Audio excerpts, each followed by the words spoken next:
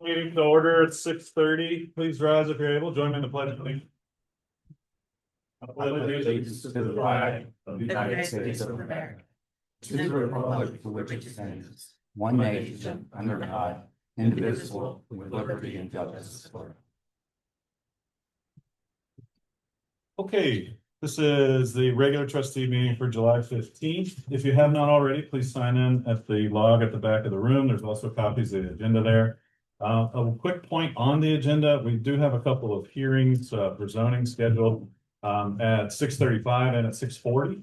So we've kind of prioritized those at the front of the agenda, but we will have public comment as soon as we get through some zoning things at the early parts of the meeting, just like we always do. So until we get to that first agenda at 6:35, I want to jump into some of this business that we have, if I may. First resolution, 26-0715T001. This is approval to sign the Ohio Public Works contract for Green Cook Road. This has been in the works for quite a long time. But two-part, I would ask for a motion approving the signing of the OPWC contract for Green Cook Road, as well as appointing the signatory. So moved. Second. Moved and seconded. Those in favor, aye. Aye. Nay. Motion carries.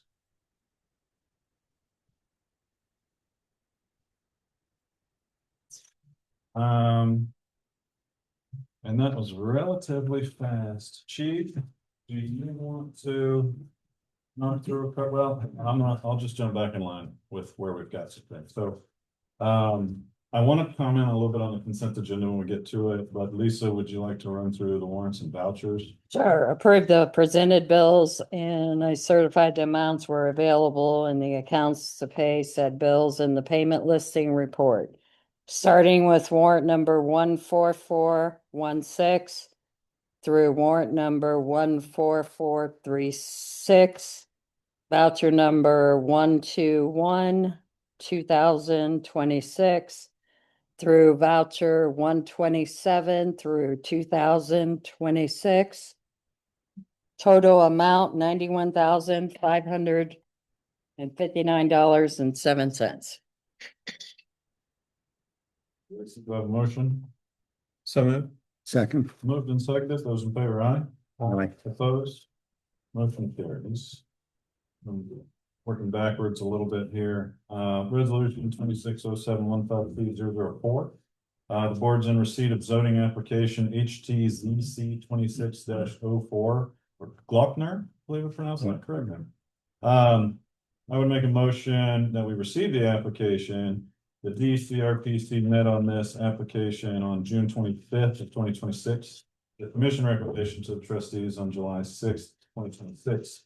We would set a hearing date for next week, July 22nd at 5:15 p.m. and expect a meeting, or along with a special meeting. Do I have a second? Second. No, John. Moved and seconded. Those in favor, aye. Aye. Aye. Opposed? Motion carries. What time was that? That would be next Wednesday, July 22nd, 5:15.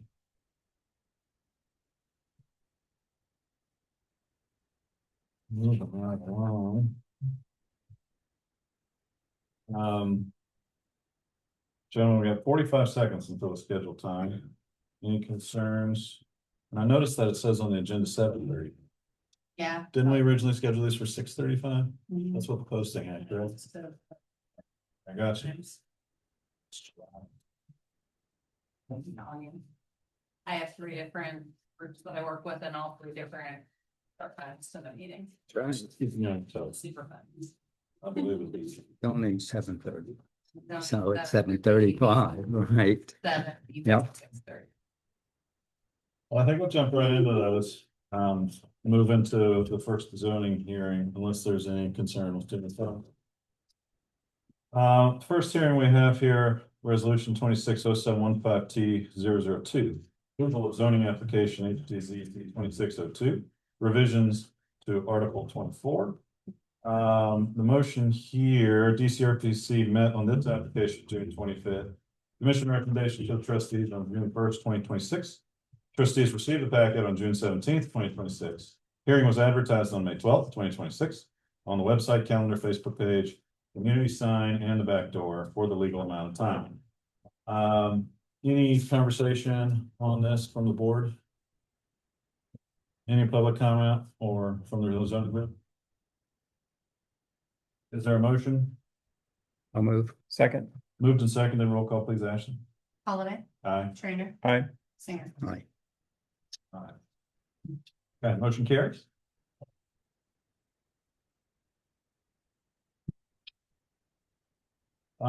This next one. Let's see. Gentlemen, any concern moving to the next hearing, 5 minutes ahead of time, or should we stall? I have no issues. Mr. Singer? No issues. I did actually want to, I think I have a couple of questions on this. Is Joni or anyone else from zoning here? Look up and I couldn't see. Yeah, somebody will be here. I think they're across the street. Okay. So, What was your question then? Yeah. 'Cause I think they touched on it at the meeting. yeah, let me read, so the motion here, HTZC 2603 revisions to Article 4 and 35. This mostly revolves around language for data centers. And I know that we had been talking about this for a while. My questions came with some of the details here, and if we need to recess the hearing and pick it back up, that's fine. I'm curious about the height limit that was established and the noise decibel rating that was established. Was there any conversation or statistics? Yes, Yeah. so the height they were establishing from. Making sure that everything on the top of the building would have screening, so they didn't want it. They didn't want to have essentially the building and then large like. Cooling equipment or anything above that, and so I think they were trying to restrict. The height to restrict also the size and height of the equipment inside the building, was kind of some of the discussion. The noise was, how can we measure from the property line, because legally they can't go onto their property, and so they were trying to be. Fair in the aspect of not, expecting. I think one of the conversations that they said at the last meeting was. You can't expect them to have a lower decibel than, the concrete place next door. I think what was the conversation, like a railway or something next door can't be louder than what you're expecting them to be. So I think they found that that decibel was fair at the property line because it goes down 10 decibels every so many feet. So by the time you would get out, so from the building out, it's 10 decibels, so many feet. So by the time you get there, you're not gonna really hear that much anyway. I think that was a conversation we had with Paul too. I was there for that part of the Yeah. conversation. For the height part of it, the cooling stuff wouldn't necessarily be on top. It would be more like the HVACs for the building, but the actual cooling systems will be screened elsewhere. In the height, they tried to keep it consistent with the other heights within the overlay district. So, and that was something I recommended that they keep it. You don't wanna, I think they wanted to go lower, and I told them, but you have other buildings that are allowed at 60 feet, so we need to keep consistent with that. The decibels, she is right, they were looking at some kind of formula where it reduces down as it gets, for every so many feet. And that is something that was on, like AI, I think. So I don't know the science behind that. I did build in language in there though, that they needed to have a sound study done. Right. And and I think that can be pushed back onto the applicant to do that. I think the group did a really good job as far as a lot of the other language in here, because I'm just talking about, section C, and there's quite a bit of language in it. I think I had read that with the typical height of most of these data centers was typically like 35 to 45 feet. I felt like left with a lot of wiggle room, but if the message there is keeping consistency for legality within, I understand. And this is consistent, Holly, with the other townships have landed. in regard to- The sound is a little bit, the decibel rating is lower than what I've seen in other communities do. So that is something unique that Harlem Township created. You're talking about the mandatory testing of it or just The the testing level? I've seen other places do, but the dropping down to get to a certain level at the. Yeah, Like, I think they have it at 45 at the property line versus 65. Most places have 65 at the property line, but they wanted to get it to 45 based upon that formula. yeah, I had done a little bit of research on that too, and it looks like those, to Holly's point, it's the cooling system, not the HVAC system, but the cooling system that generates most of the noise, and that's typically 75 to 90 decibels at the wall, which is considerably louder than 65 decibels, but with the data that I came up with at about 500 feet away, that turns into 40 to 55 decibels. And, but we also have, 0.7 there is that data center shall be located no closer than 300 feet from the property line. Right, So it's more than likely that we're gonna be under that. right, exactly, yes. Okay. Well, that satiates my It's the- curiosity on Crossroads is. We're satisfied that this is good zoning. The sound, like that one is the one that I would personally just make it a level. And then have a sound, As far as, like instead of gradating. yeah. I think it's difficult to calculate that and enforce that and. that. And we've got some other good stuff in this language too, that talks about berm, talks about hedge. We can talk about quite a bit of opportunity, continuous 6-foot hedge grow, planting top of 8-foot berm. So then, 14 feet of sound blockage there too. So I mean, I feel like this is some pretty thorough work. Yeah. I don't really have a whole lot of concerns. Joni, I saw you just walk in. I know you literally just hit the seat, but we were talking about the changes to the data center section. I don't know if you or Dave had any comment on that before we. No, just note that, regional planning suggested some other things that we didn't have in there that you can add yourselves. Look at their recommendation, they suggested something else. Do you recall what that is, Joni? It says it should be in your folders. Yeah. It should be a link in your. There was folder. quite a bit in my folder today. Your fault.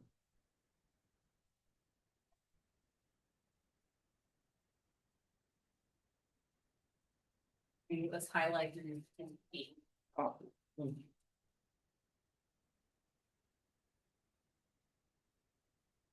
Popped up, yeah.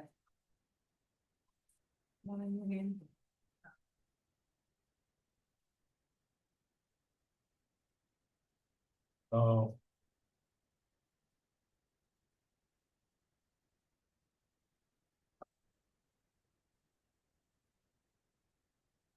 Sorry about this, but actually.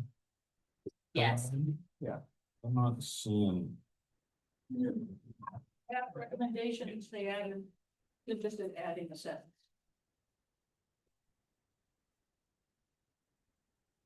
You mean the language applicant must submit detailed water management plans, et cetera?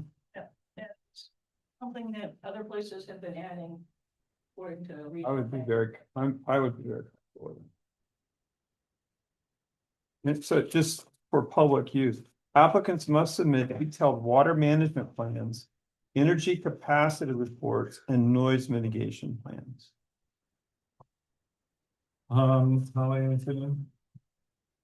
Can you read it one more time? I apologize. Yeah.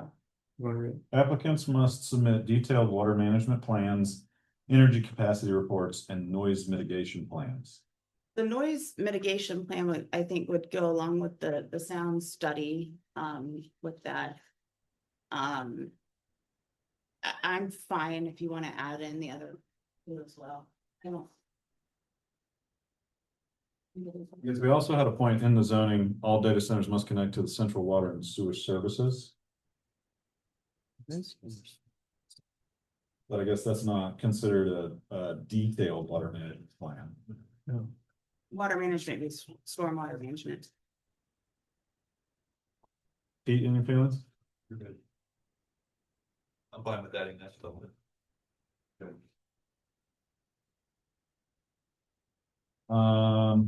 All right, so. So the question to the board. Opinions on amending the resolution here to add the language recommended by the Delaware County Regional Planning Commission with the exception of the. I have moved and seconded. Roll call, please, Ashley. Holiday, Aye. Trainer, Hi. Singer. Right. Motion carries. Thanks for pointing that out, John. Yeah. All right, so we'll get back on track and I'll move into a couple of public folks that are here. Doug, I saw you walked in, but you missed the show. We already approved the contract. Sure do. Thank We're, you so much. we're ready to go. Do you have anything else for us tonight? Just that we don't know the schedule yet for the OPWC. Once we do, we will let you know, but obviously the two culverts on Green Cook Road will be replaced before we will let them to start work on Green Cook. So stay tuned. As we know more, we will share it with the township. Right, thank you very much for that. Yep. And we had some emails back and forth trying to make sure we got that done, but I appreciate that. Yes. That'll be a big one.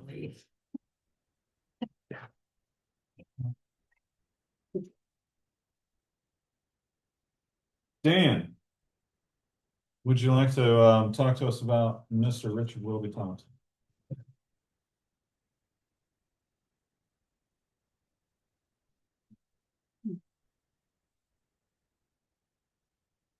Good evening.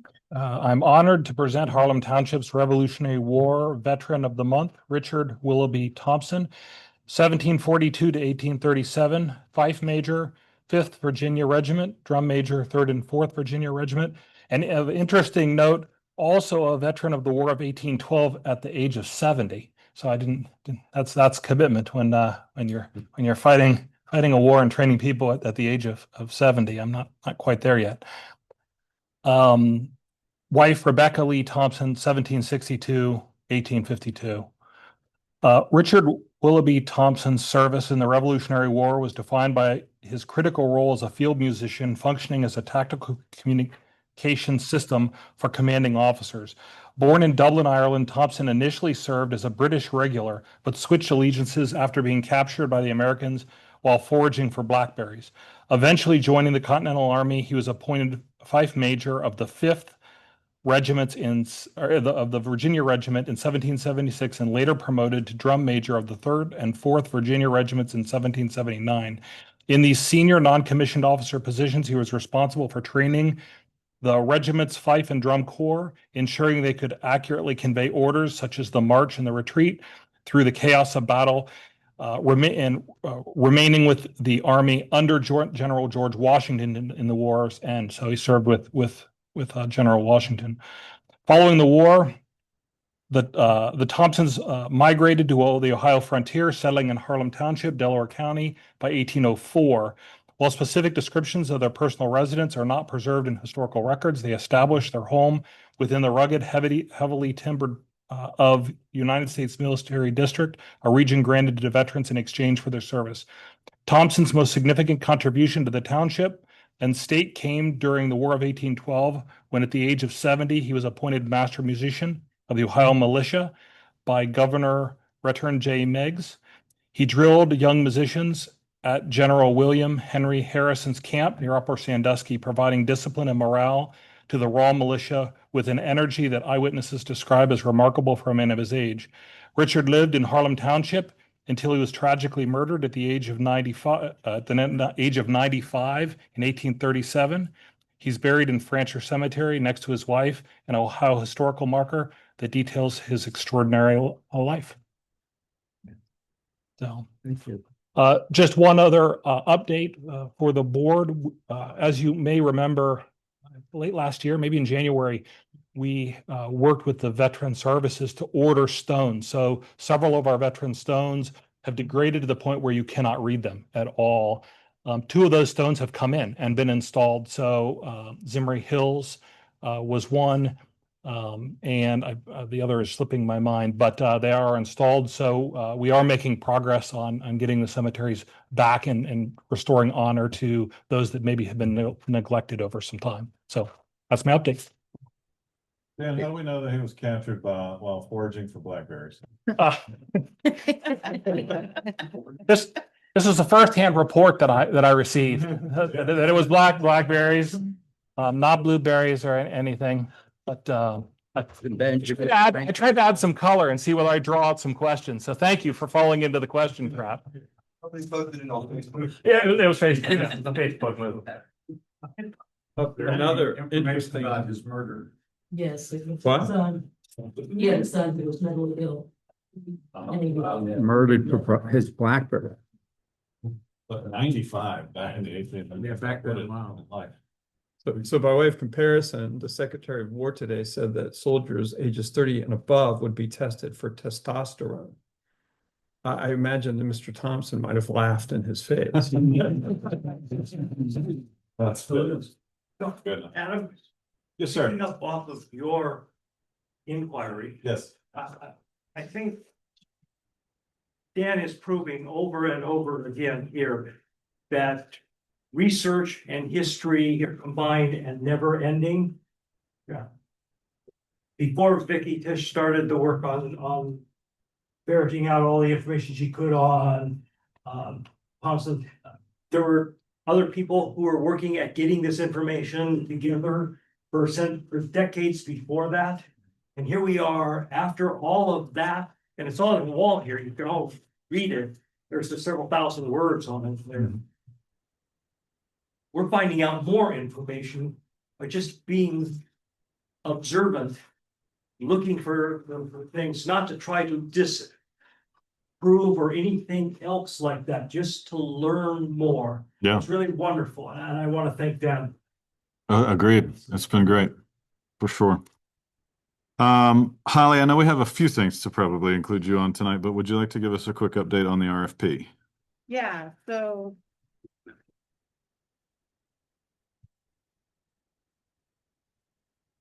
So on the RFP, I had previously sent you a draft for the southwest corner, focusing on the 300 acres for the business park that is identified in the strategic plan. And there were some comments about we should potentially make it larger. There were some comments of keep it at 300 feet, 300 acres. So I ended up revising this to focus on the 300 acres, what I'm kind of referring to as a priority area A, and then expanding it to show how that would integrate into that overall southwest area in a larger framework, which I would call area B. So the way I'm looking at this is that at the 300 acre level, we want to see more about what are the uses, what are the setbacks, what are the lot sizes, where are the roads exactly going, what types of uses do we want to see where, how does that work financially, etc. So it's a very detailed plan for that business park. But then as you move outward, from that, then it would become more of a framework where you would have your thoroughfares identified, where you would have bubbles of what pockets of areas you'd want to see different uses that are more flexible, that can be framed over time, but show integration of that 300 acres. Because we don't want to just plop a 300 acre business park down and not have it integrate into that overall southwest corner. So that's how I've revised it. I also added in the rest of the proposal, as I hadn't had it quite finished. I added in the evaluation criteria and the submission requirements and qualification sections. So. Incredible. Oh, thanks. I did have a question though. Can we get a map of where that Yeah. 300 Yeah, acres? yeah, we will do that for sure. Yes. Yep. Can do that. Next step. Put the map in, and then if you guys feel comfortable with it, we can get it out to different firms and put it out on the APA website. I think that's a great place to stick it so that other entities know about it. And so the map would include both area A and area B defined. Yep. And I envision area B just being south of Center Village and east of 605, that whole southwest corner. And so we could get this up I noticed you have dates here that aren't. Yeah, so we'd have to fill those in based upon when we send it out. Would you like us to do that tonight? Sure. The RFP will originally be for the 300 acres.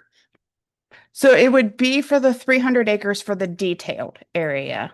And then as part of that, the consultant would have to show how that 300 acres is integrating into the overall southwest corner. How detailed? Not detailed as you go out. The detail's the 300 acres. And then as you go out, it gets less detailed, but at least identifying the thoroughfare plans and like bubbles of where different uses would be that are flexible, that can be arranged over time as we see how that grows. I notice you put as far as strategic partners, New Albany and City of Columbus. Johnstown. Well, yeah, and I did have a, Gina. right, and I had a note on there. Did you guys want me to add anybody to that list? It can be very much can be those other entities. I identified those two specifically because of the proximity of that area to them. Why, Yep. so why would we want those entities being into our southwest? Why wouldn't we quadrant? want? I mean, you're speaking directly to the CETA agreement with Right. New Albany and City of Columbus. Well, if we're looking primarily at the 300 acre parcel, it does not come down to our border.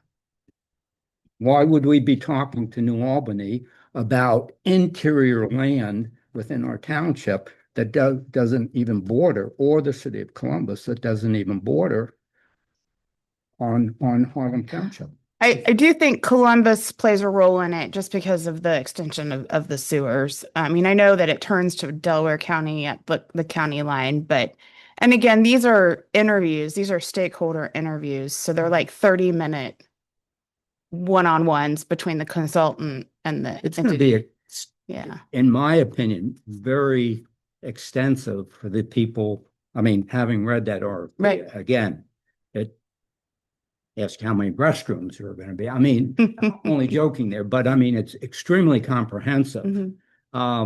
So I want to be sure that what we're putting out is what we want Right.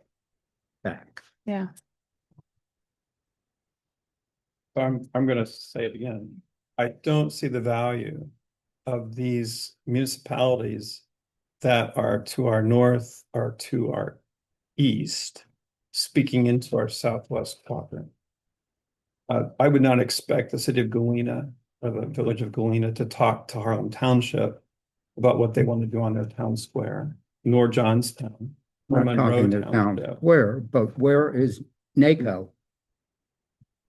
Southwest, I mean, southeast part of the township. Where are they in the southwest part of the township?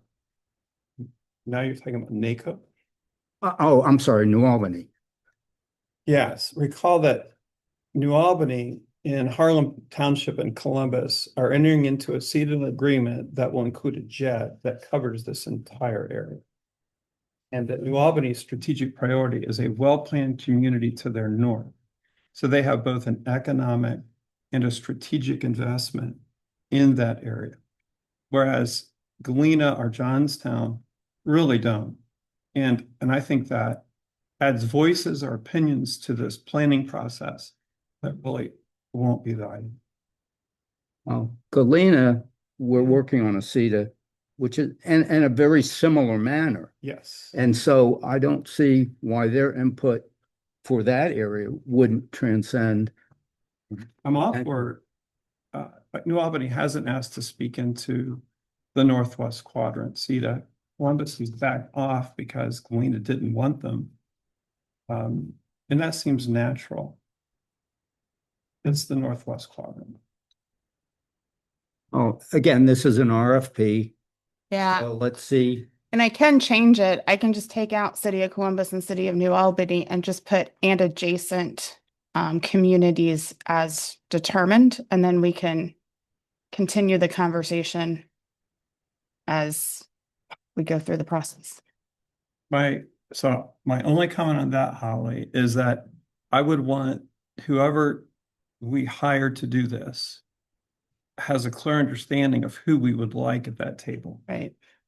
Whether that occurs within the CETA or in some conversation when the execution takes place, fine. Yeah, I'm comfortable with that as long as we can yeah, yeah. I make think, that clear. Holly, can't we just add other or just, regional partners as determined by the board? yeah, that's, Great. yeah, right. And I think we get to the bottom point. That's great. Yeah, we'll come to questions here in just a second. Are there any particular points on this, Holly? No, unless you want to determine the dates that we have. How soon can we do it? I mean, next week, I think we could get it out. Do you want to Friday of next week, Yeah, I think that would be good. 24th? Yeah, Okay. And that's just the posting date? yeah. Question. Yeah, give me just a second. We'll call for questions here in just a second. I'd like to see the map though, before Agree. it does go Yeah. out. Absolutely. I'll get the map to you guys, for sure. Any more questions from the board? Holly, good? So I'll call for questions on this particular subject, then we'll go to just open public comment. If you please come up to the podium, state your name.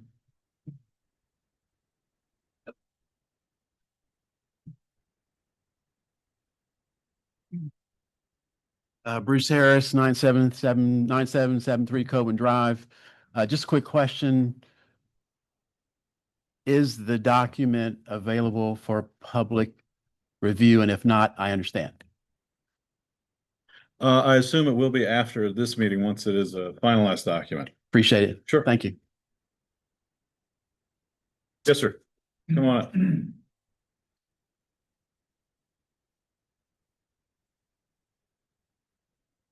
Mike Jones, 9691 Covan Drive. Where exactly is this 300 acres that we're Mike. talking about? Do you want to answer? So if you go into the strategic plan, I wanted you to tell me boundary wise. I mean, is it Fancher Road or? north of Fancher Road, east of Harlem Road. And then it's like, there's a certain 300 acres just kind of to the northeast of there of different property owners that had indicated their desire for development during the strategic planning process. And it's shown on the future land use map in the strategic plan. I mean, we're at a public meeting discussing this and we don't have that information here. It's short-sighted on you guys' part, not having that for us taxpayers. Appreciate the comment. Yeah, it'll have a map on it before it's released. Board's released, I'm just saying, you know, you guys are voting on it. We can't sit here and look at it. We're actually not voting on that tonight, but the comment of it needing a map so we can identify that core 300 areas was discussed, and that will be part of the document when it's made public. Any further public comment on this? Yes, ma'am.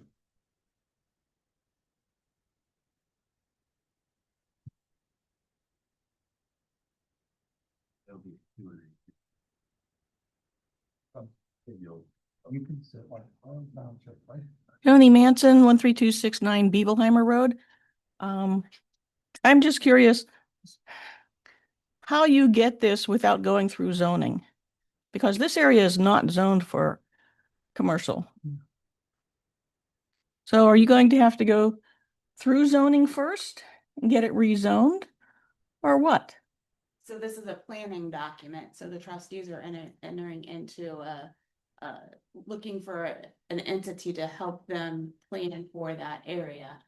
And then once the entity is hired and the plan is created, they'll utilize, part of this would be utilizing the zoning commission as feedback through that process. And then it will go through the zoning commission and the trustees for approval.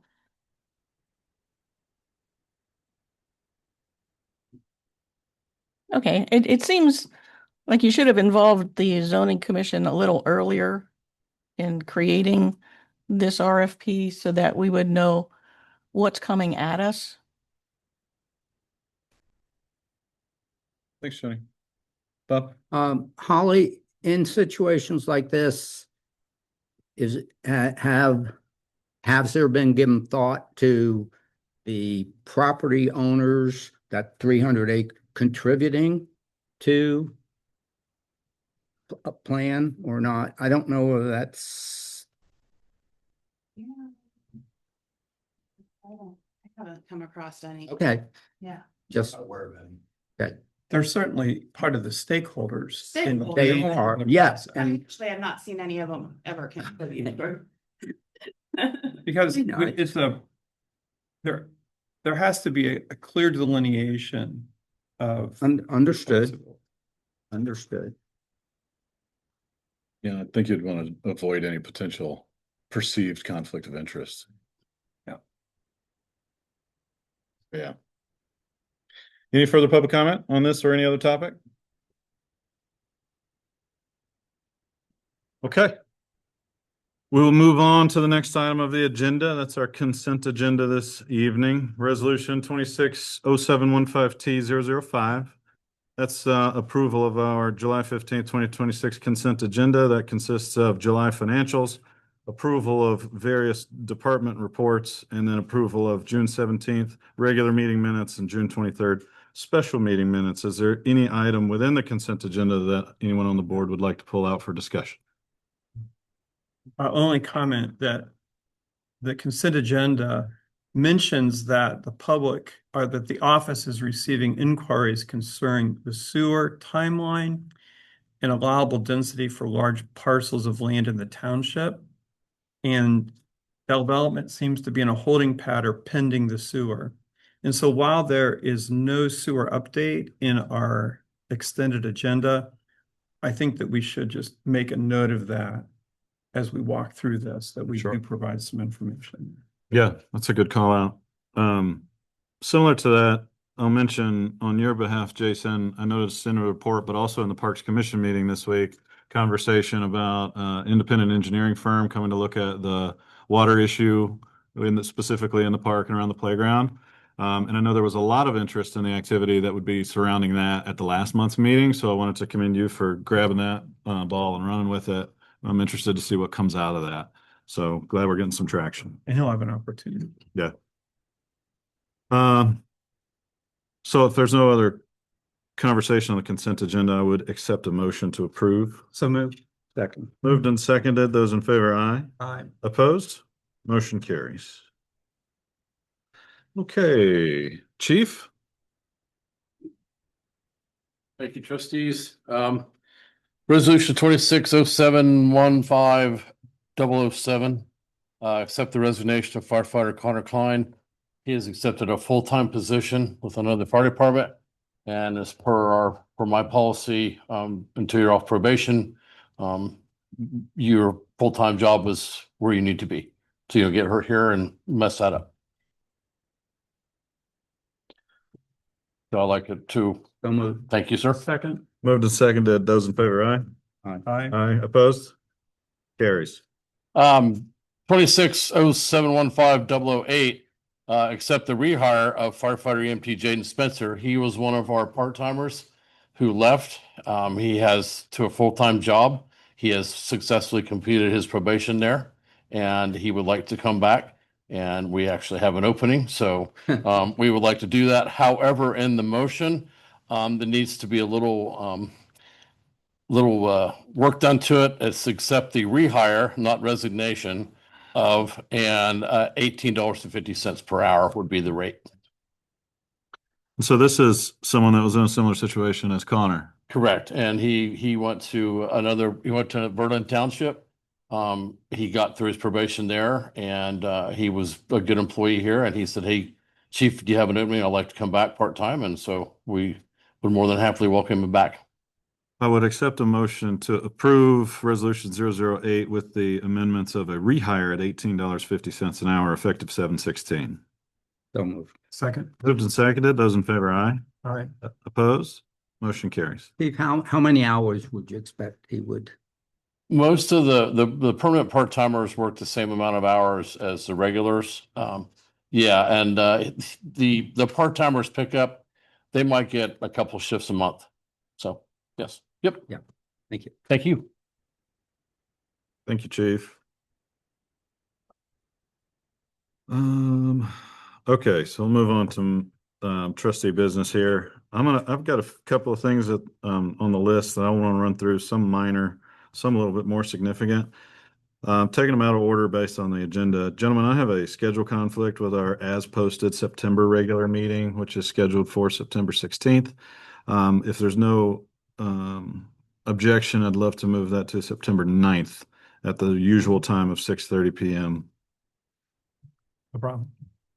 I'm good. Thank you. Ashley, will you make that posting adjustment? Appreciate that. The other thing I wanted to point out, and this is really just for our discussion. I don't know that there's any particular action, but Lisa, I'm going to ask for a little bit of clarity from you on this. So this week, you were asked for essentially a budget forecast for fiscal year 2027. Is that correct?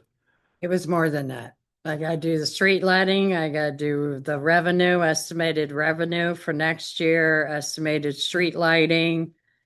They asked for the new form this year is the budget estimate fund. By fund, so it's the general and fire, and it's from 2024 to forecasted 2027. It's just giving them an idea. It's not a big discussion on budgeting. Sure. It's not our permanent budget. It's just estimates. That's it. And you were asked that at the beginning of this week, Yes. and you were asked that. Well, Friday. And then I Friday. put a call in because I wanted to double check and make sure that we And had to do the forecast you were asked that on Friday, and you were asked to have that submitted back to the county. by the 20th. Okay. So you got about a week. But I wanna get it, you know what I'm saying? Sure. Is this a normal practice? Have you had to do that before? No, it's because the state has taken so long to give the figures for property tax. So they have been working on property tax. So, and that's a little bit because of the grace period that they gave on the property taxes for this accrual, right? To make sure That's that, because of DeWine. is there any part of this that you feel is fear of future tax revenue? I think now the budget commissioner can reduce your taxes if they want. Because their job is to make sure that we're not overtaxing residents. Sure. And which I think is So- very important, Yes, right? I think we could probably all agree to that. But I think some of the conversation that we had was there's a bit of a magnifying glass being put on the spending yes, to make sure that residents are not being overtaxed. correct. Because residents are very sensitive to how much they're being taxed on their property currently, which I totally understand because I live here Correct. too. But I also want to make sure that we understand that if all of a sudden, and tell me, Lisa, like if you think this is a fair statement, a little bit of speculation on my part, if there's suddenly a shortage of income of property tax, it's not going to be places like the school system or the city of Delaware or any of these very large financial institutions that probably look for the pinching of the pennies first. How far do we feel like that might snowball? No, it includes everybody. They're looking at everybody. Everybody's getting the same forms. Everybody's got the same chances of going in front of the commissioner. It has nothing, Got it. you know, And just it's so- about the figures. Just so I'm clear, how much of our annual revenue comes from sales tax and all that stuff? Do we know that number? I would have to look at the breakdown. You don't need to. I'm not gonna make you do all that because this is not you. You're kind of at the mercy of what you're being asked to do. Yeah, every year I do the revenue. Yeah, And every year it's the same thing. This is just a new form. I get that. I think for me, it's kind of an opportunity to say we as a township are solely dependent on property tax. This particular board and the board before has worked very hard for at least the last, 2 or 3 years to plan for additional areas of revenue, right? To the general fund, to our infrastructure, to lots of other areas. But that development in the township is for the development that will come, that will pay for it, right? If we get a 300-acre business park in the southwest corner, they're not going to pay for road resurfacing in the northeast corner. That's just not how that works, right? So if for some reason property tax becomes a thing of the past, we will feel it. It will be a terrible outcome for the place that we are all trying to protect. I just Will wanted be to a take that fiscal opportunity to point that out. nightmare. A fiscal nightmare Fiscal is what the nightmare. fiscal In this officer just station. said to me. Okay. It'd be a fiscal nightmare. And I agree with that's why I said we need to watch Sure. more so even. our Because we don't know what's gonna happen. If that gets on the ballot, are people gonna go, like was it Medicaid? Yeah. I mean, there's so many stories about government, people working for government ripping Yeah. people off. So they don't trust government. A lot of people don't. Even though we're small and we're little. Yep. Well, and again, I don't know that I wanted a total soapbox on property tax tonight, but I did. That was a pretty big lift for you this week. And so I felt like it was worth mentioning as we sit I here. appreciate that. All right, couple of big points I want to make. First of all, an update on the Galena conversation. So roughly about, and Holly, I'm going to call to you here in a minute, and probably you too, Pete, so be prepared. About 2 years ago, with the help of Mr. Singer, who was not a trustee at the time, we began conversations with the village of Galena, to our northwest. This was a great opportunity for us to really kind of get into some uncharted ground, would you say, Pete, maybe on kind of how some smaller municipalities can work together. This was right around when things started to get pretty hot and heavy with the sewer and the southwest side, just how everything has come to fruition in Harlem. We started getting into a conversation predominantly because, in addition to all of those other things, a very large piece of land had just been annexed into the city of Sunbury and already had an identified area for a data center. And so we felt that pressure and that heat because literally on the other side of our township lines. And we have all been marching to the same kind of mission of protecting our borders as much as we can. And what we anticipate is if that type of industry comes in, it will spur ancillary industry. There would be other industries that come in to support that. There would be other businesses that come in because of that. And what we identified is, well, if industry comes in there, it's not going to be housing developments, right? A data center is not going to encourage in my homes to build a large development there. It's going to encourage other types of industry or other business. This other types of industry, these other types of business, they're going to need some kind of sewer and water infrastructure. Delco, who's been a great partner for us, does not currently have existing infrastructure in that area, and it's not going to be anytime soon before they can get it. Our neighbors in Galena, on the other hand, have a state-of-the-art, very effective sanitation system there, which is under capacity. So we began this conversation in hopes that we could create an agreement that would mutually benefit both Harlem Township and Galena. And I'm happy to say that the board is in receipt of the final draft of that agreement that identifies how that relationship will work. Holly, if you don't mind, I'm going to turn it over to you to kind of take the reins from here and talk about the process.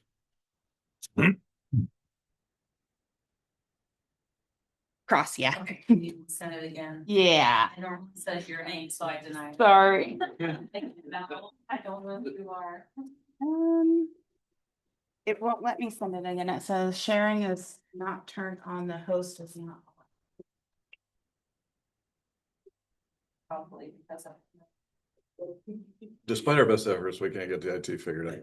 Where's Carol? Well, they did an update on Zoom and making it super fun. Her name's usually different, so I said no, she could not share. Are you logging on, Jeff? Or third party? No. No.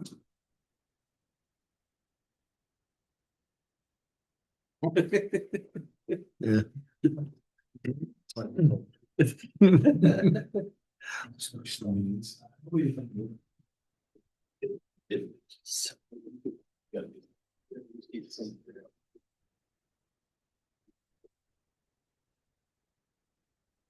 Sure, you've already talked. Letting me get. No. No. Should I go out and come back in? I'll wait and share what the process, the meeting that. Sure. While they're trying to pull that up, I'll identify a couple of other things. So it was a long time coming to try to get the actual agreement created with Galena. And you're going to hear a lot of that as we have referred to it for the last couple of years, alphabet soup, right? We're creating a new community authority. You know, we're creating a CETA and some other different vehicles that are going to benefit both of us. But there's quite a process to getting this established. And so the first step of that, officially and publicly, although we have pretty been open about communicating that this is happening, is us presenting this tonight. The village has a bit more of an arduous process because of their home rule status under the ORC. They have to go through 3 readings. But also we have to do a joint hearing for this. And so that'll be scheduled in August, which we'll hear more about tonight. But essentially, this board and the village will come together at the village hall to have a hearing on this. And just like we would any hearing here or they would any hearing there, there'll be no public comment, there'll be open discussion on it. That will count as one of the village readings. The village is also going to read it at their meeting this month. But then hopefully, as long as this makes sense to us and everything is good at the hearing, you know, I think the intent here is that this would pass both the township and the village in September. So, you know, although we're talking about it tonight and delivering a lot of this information tonight, it's not, I guess, done. It's not set in stone. It is set on paper. Paper is lacking signatures at this point. So there is going to be a lot of public communication about this over the next 2 to 3 months, especially in the village. So we're getting it to you as quickly as possible to make sure everybody here understands what we're doing. Awesome. Thank you for filling the time.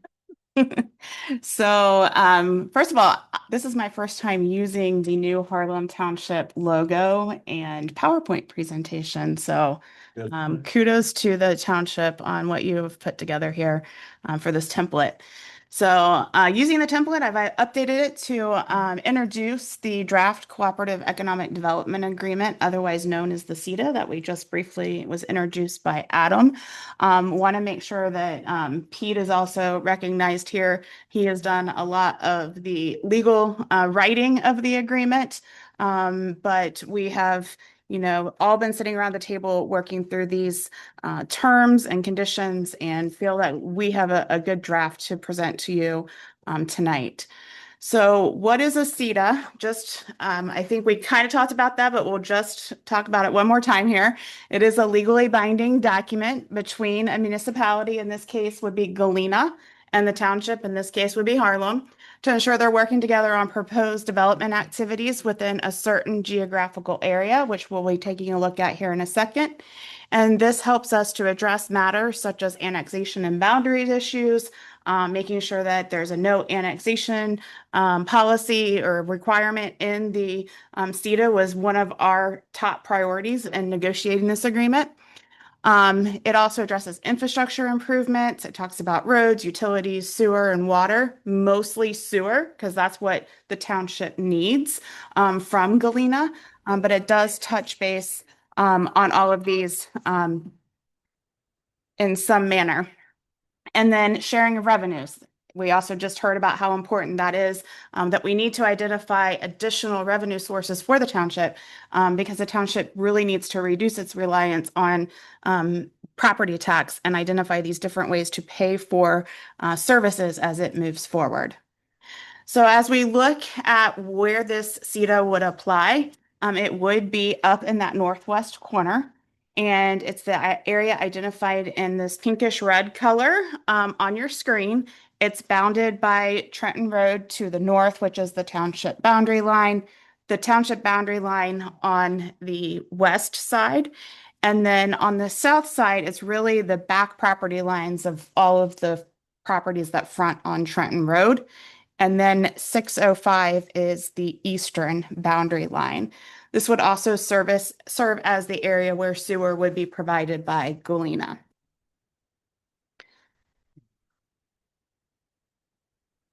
Yeah. There we go. So as far as the terms of the agreement, it is a 50-year agreement from the date of execution. There is a provision within it that would allow it to automatically renew for up to 2 additional 25-year terms. There are some ways to not have it renew if there's a process you would have to follow, but if that process is not followed, it would automatically renew for 25 years. It establishes that prohibition within the cooperative area. So prohibition of annexation within that area. So anything in that red area could not be annexed by Galena.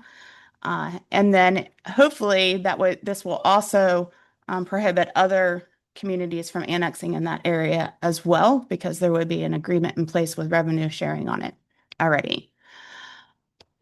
I would create a joint economic development district. So that is where we would enter into a separate agreement.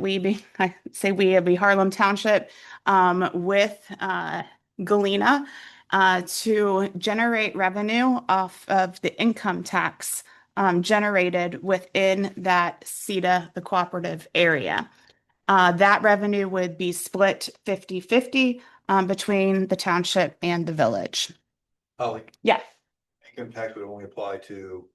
the businesses that are new businesses that come into that area, not to the residents. Good point. Thank you.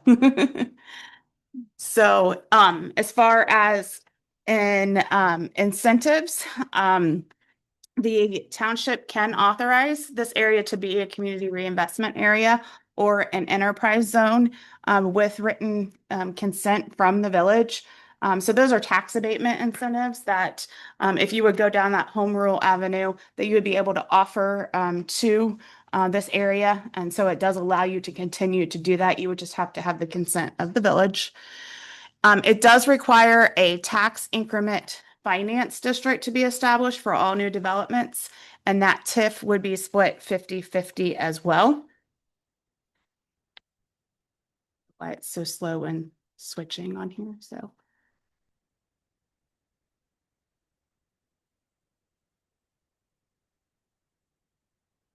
Maybe I should start, hit the next when I get to the beginning of the next line. There we go. All right, so incentives continued. It would also require the creation of a new community authority. This would be based on the development charge for this would be based on the assessed valuation of real property. And we have split this into 2 categories. So this would apply to residential properties, and the minimum millage that would be allowed would be 6 mills. Township and village could negotiate something higher, but the minimum would be 6. Industrial, commercial, or mixed use, the minimum would be 4 mills. Sorry, that should be maximum, shouldn't it? The minimum? Minimum, sorry, I'm right, okay. And then the parties may agree to additional forms of community development charges under ORC 349. So new community authorities can also generate development charges on sales tax and also on income tax. So if there was a particular development where one of those 2 sources of revenue makes better sense, it allows you to negotiate that and move forward with that. But doesn't tie you into it at this point in time, because since we don't know what the uses will be in that area. The fund distribution, the TIF, again, would go 50-50 between the 2 communities. The property that's not subject to a TIF, residential, 4 mills to the village and 2 mills to the township unless otherwise agreed to in writing. And then the commercial, industrial, and mixed use, 3 mills to the village and 1 mill to the township. Sanitary sewer services, they will be provided by Galena with no requirement for annexation. There is a term in there saying that Galena, it must be determined that Galena can feasibly serve the area, but it is presumed feasible from an engineering perspective if the Ohio Environmental Protection Agency issues a permit to the project to be served by Delaware County. In all cases, property shall be subject to the JED, TIF, and NCA requirements.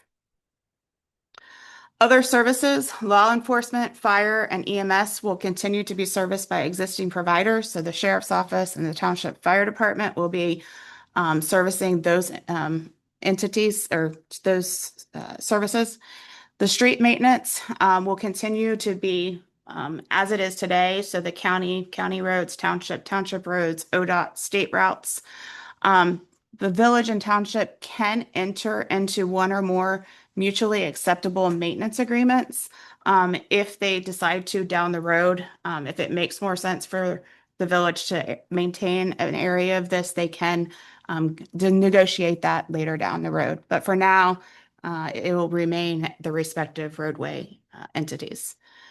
The revenues derived by the JED, the NCA, and the TIF, they all can be used to cover street cost within the cooperative area. Zoning and planning. This is another big area. The township will retain the control of applying and implementing its own zoning within this cooperative area. I think that's huge. I think that being able to continue to use your overlay districts that are district that's already up there is very important. The township does agree to prepare a long-range land use plan for this cooperative area. Again, that would go above and beyond what we did for the strategic plan and look a little bit more detailed at that area. And then anything that goes for in front of the township for development purposes, the township's agreeing to send that to the village of Galena for their comments within a reasonable time. We've worked in other communities where that has been set up. There's a process that's in place, and we can continue to work with the village to help them with that process. In the other communities that we've worked in where this has happened, there's a form a template that's generic, that's created. And then when the township pushes that development plan to that community, they're checking off, does it meet this, does it not meet that, and then sending it back. Ultimately, the township controls that zoning though.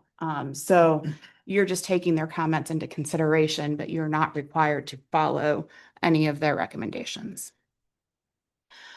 Because we now have the strategic plan in place, I think it's important that we funnel any type of decision-making through these evaluation lens. So I've taken liberty to look at each of the priorities and identified where they're aligning with the strategic plan. So priority number 1, distinct, connected, and rooted in the land. This is aligning with the township's future land use map in the strategic plan. So I think that checks that box. It retains the township zoning overlay and aligns with the character and density recommendations within the plan. And it also secures the township's independence by creating that annexation prohibition, which was one of the top priorities identified within the strategic plan. Priority number 2, intentional growth and development. This is leveraging strategic economic development tools such as JEDs, TIFs, NCAs. They are all identified in the strategic plan, and these are all part of the cooperative agreement. Direct growth to infrastructure-ready areas. We're proactively guiding land to the overlay areas where we anticipate those sewers to be constructed. So we are intentionally guiding that development to that area.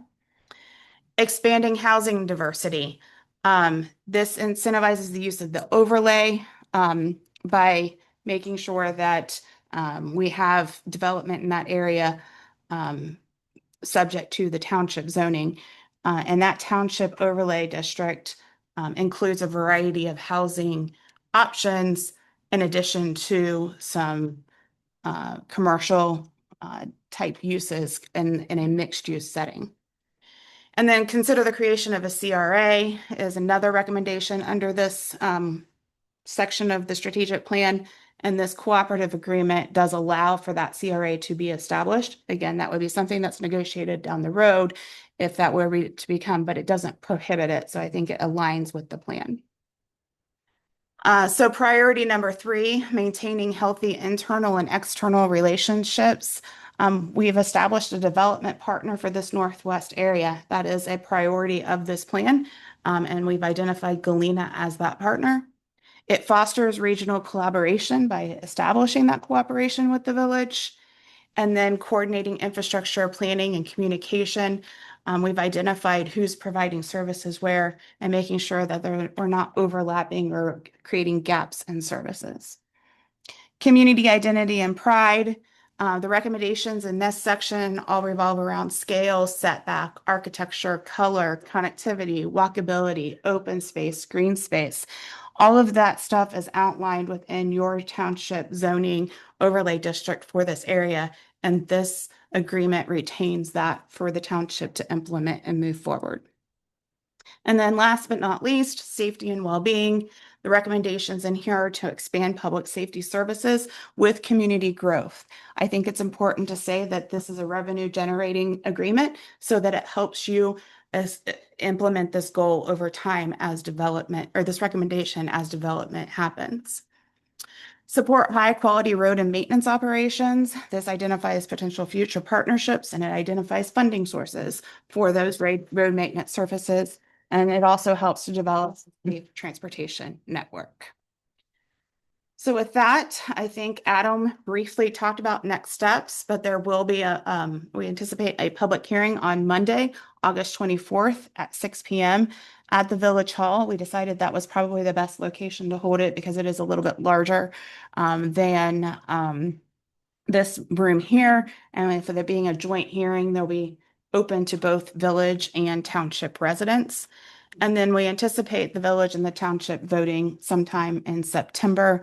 It could potentially be pushed to October, depending upon Galena's schedule. They have to have 3 readings. Township only has to have 1. But it's anticipated that September-ish timeframe. So with that, I will ask Pete if he has any questions or anything to add to this. I'm always mad when Holly goes first. I'll keep that in mind. He's so thorough. Well, and to steal that thunder from you, Pete, there's a couple of things I wanted to say about it now that you've covered it. The most important thing is there is no impact to current residents of this area. Life continues. Life goes on. No change. What it does impact is future development in the area. Not only does it allow a financial vehicle for that type of development to come in and stay a part of Harlem Township, but it also guides that process of what we want to see, how we want to see it. We won't be victim to another municipality pulling that land because they can provide services that we can't. It's no longer the case in this area. So it's a huge step for us, a huge step for, I would say, even this region, based on the size of the partners here. And I will also say, Holly, huge thanks to you for kind of steering the ship. And Pete, your experience and expertise on this piece of paper going back and forth. I mean, I don't think I can overstate the amount of work that went into an agreement for 2 small municipalities. And I mean, it was a little bit of serendipity that it just happened to be also at the same time that the Ohio EPA was redrawing the lines. I mean, the Ohio EPA redrew the 208 for this plan. So like, this is a big deal. I'm immensely proud of it and I'm glad that we have gotten this done. So anything you guys got? Great job. I mean, all 3 of you, I think it's fantastic. It's been a long haul and it's been a relatively smooth operation throughout. The other thing I wanted to say is, and I haven't read tons of CEDAs, but I've read a number of other CEDAs, and this is remarkable compared to some of the other CEDAs. You know, it's fair to the township, it's fair to the village, and that's what hopefully we'll see going forth with others. And to your point, I think the 2 key areas for me were the annexation prohibition, and is always goal number 1.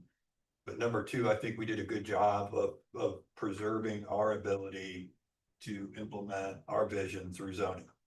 Sometimes, you know, you can have a CETA that has like a new zoning created that you have to give your partner input to. Now, we're certainly gonna accept comments, but Right. you retained exclusive zoning authority, which I think was very important. So those two things alone, and then you throw in the development tools and the potential creation of additional revenue streams that can be used for, you know, safety services and roads. I think it's a no-brainer. It's a great document.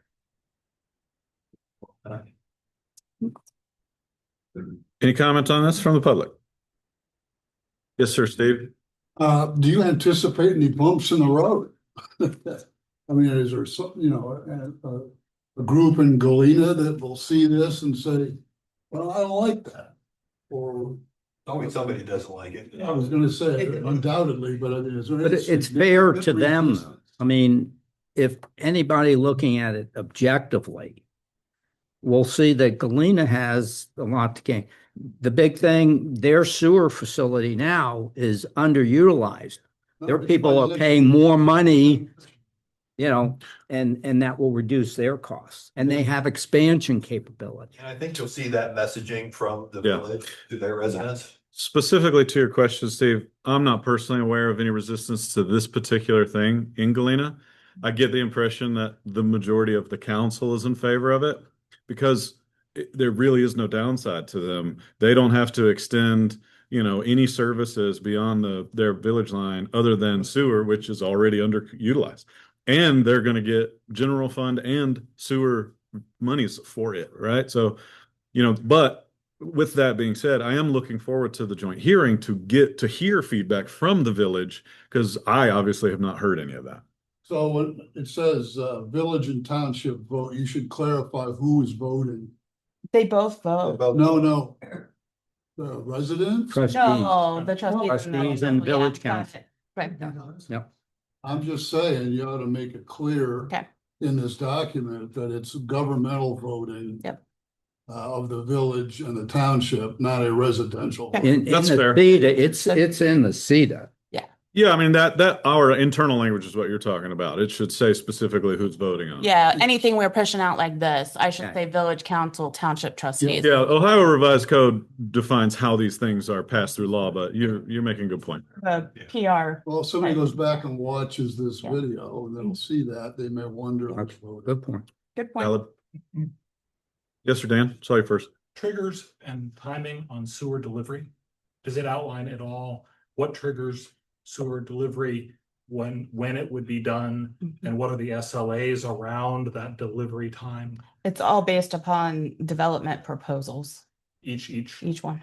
Separate. Yep, Yeah. yep. Yes, sir. So is this proposed growth area, is this a data center? There are no users, end users And in. you've been talking to up there for a long time. I had a farm that abutted that. And I sold it a few years ago. Sure.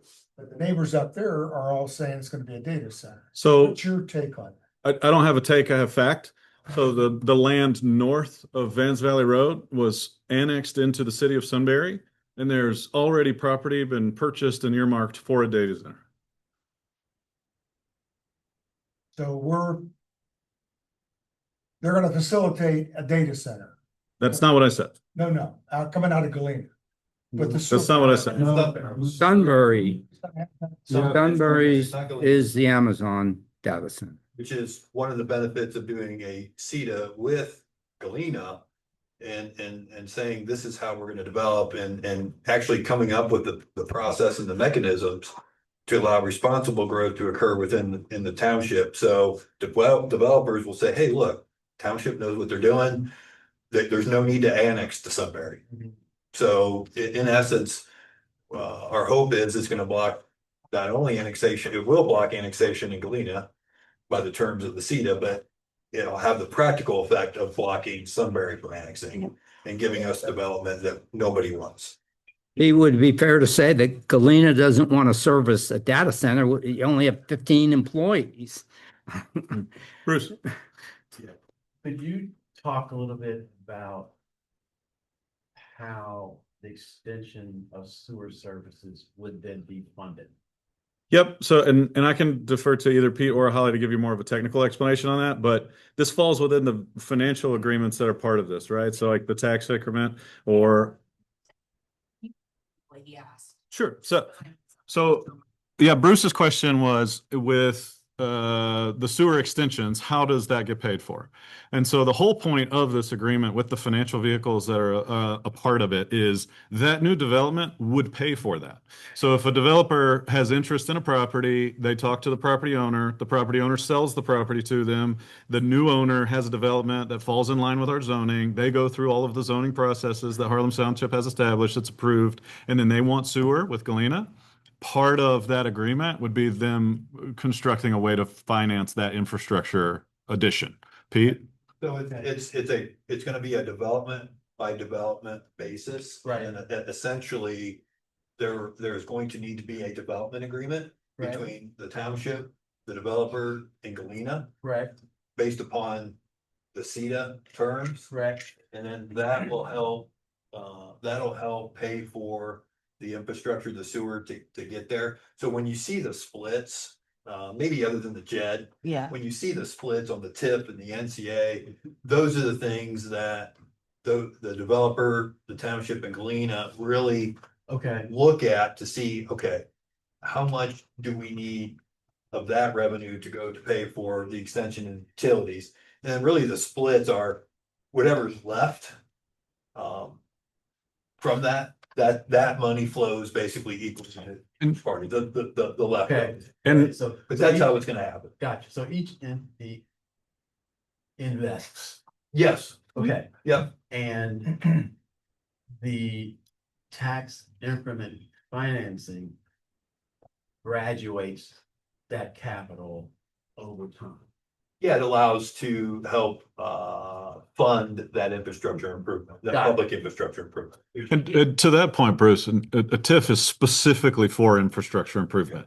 You know, if we get a TIF up here, we can't use it for new fire trucks and things like that. Well, no, you can't do it. And so it's specifically for that. We weren't looking at that as an opportunity for us to just line the general coffers, right? Now, an NCA has some incredible authority by the Ohio Revised Code. And, you know, the NCA will have its own board. It'll be people that aren't sitting at this table, and they will have the ability to control what's going on there. I think, you know, locally we use the outlets as a great example of this because the NCA of that area is who benefits from the sales tax of the things that you buy at the outlets. And they can use that money to invest back into the area, right? So win-win. Yeah, I think when I negotiate development agreements, the two economic development tools that I am very, very stingy with are the JED revenue, the income tax that's going to apply in an NCA fund. I view that as, if you've heard the word impact fee Correct. before, townships don't have the authority to impose impact fees, Mm-hmm. but that's really, as far as I'm concerned, the same thing. And we can use those revenues for any lawful purpose. Got it. I mean, all that money can go to the chief, all that money can go to roads, it can go to. Jason probably needs it. You have a new best But friend. you're gonna buy me a beer later. That's right. I just want to try. You know, so Yeah. I truly don't like giving those funds to make a project happen. Sometimes it's necessary. Mm-hmm. But to Adam's point, the tip is the one that we really aren't looking to, because it's so restricted on what you can use it for. Okay. We're really not looking to build the coffer, so to speak. The JED and the NCA is That's where good. Right. that revenue is where it goes. Appreciate Yeah. the Yes, sir. explanation. Thank you. Any further comment or question on this? I like the logo. Thanks, Bruce. Holly, thank you very much. Thank you. Appreciate it. So yeah, just as a reminder, the next piece on this will be August 24th at the Galena Village Hall. So looking forward to seeing some of you there. All right, I got one more big deal, and then I can let you guys have a little bit of the bully pulpit here. So I'm happy to announce or introduce those of you in the room and online to Mr. John Pritchard. John, if you want to make your way up there, I'm going to give you the bot here in just a second. As pretty much everybody should know, we recently started the search for a township administrator. We were very blessed and burdened with a lot of very qualified applicants, from near and afar. And going through that arduous process of those conversations, we have identified Mr. Pritchard as the person that we want to help steer our township and take it into the future and where we all think that we're going to go for the next 5, 10, 20, 30. I mean, he's only, what, 30 something years old. So I think we got plenty.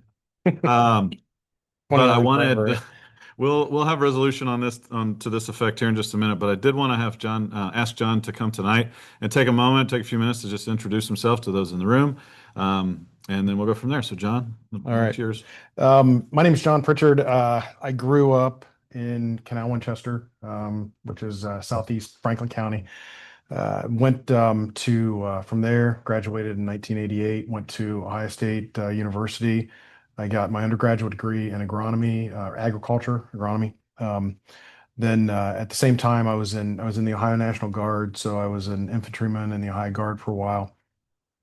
And then after that, I went to Capital University Law School. Then 9/11 rolled around.